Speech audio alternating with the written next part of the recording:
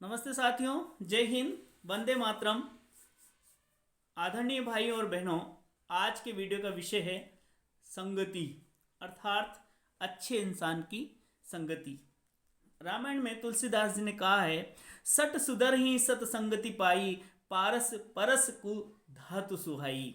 अर्थात सत संगति में दुष्ट भी सुधर जाते हैं, जैसे पारस के स्पर्श से लोहा सोना बन जाता है। परंतु यदि पारस की संगति भी अच्छी नहीं हो तो शायद उसमें भी दाग लग जाता है। इसका स्पष्ट उदाहरण हमें रामायण में देखने को मिलता है।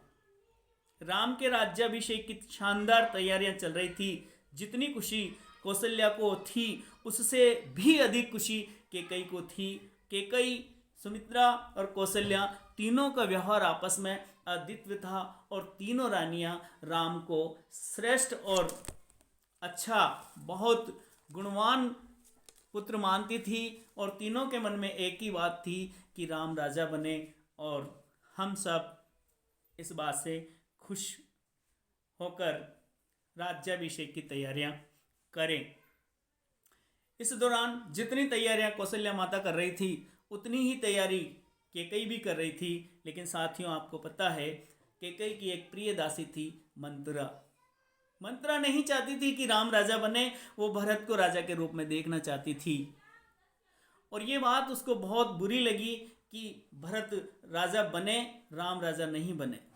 वो राम को राजा के रूप में नहीं देखना चाहती थी। इसलिए उसने कैकेयी से कहा कि यदि आज राम राजा बन गया तो तुम मेरे जैसी दासी रहोगी। इस पर कैकेयी भड़क उठी और उसने मंत्रा को डांटा कि कैसी बात करती है दुर्बुद्धि, तू दुष्ट बुद्धि हो गई क्या? तेरी मति मारी गई क्या? तू क्यों ऐसी बात कर रही है? राम कितना अच्छा लड़का है, वही राजा बनना चाहिए, क्योंकि मैं राम को जानती हूँ, राम चारों भाइयों में श्रेष्ठ है।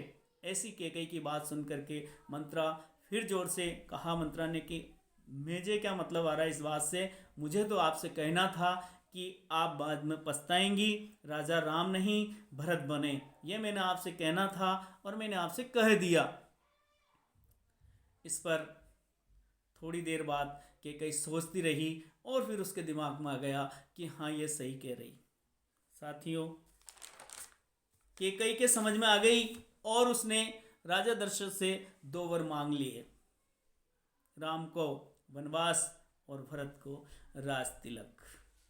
बस साथियों, मेरा मकसद आपको ये कहानी या रामायण या कथा सुनाना नहीं था। मेरा मकसद ये था साथियों कि यदि आपका और मेरा दोस्त मंत्रा जैसा है, यदि आपका दोस्त मंत्रा जैसा है तो मेरी प्रोग्रेस उसे नहीं पचेगी, और यदि मेरा दोस्त मंत्रा जैसा है तो आपकी प्रोग्रेस मेरे दोस्त को नहीं पचेगी।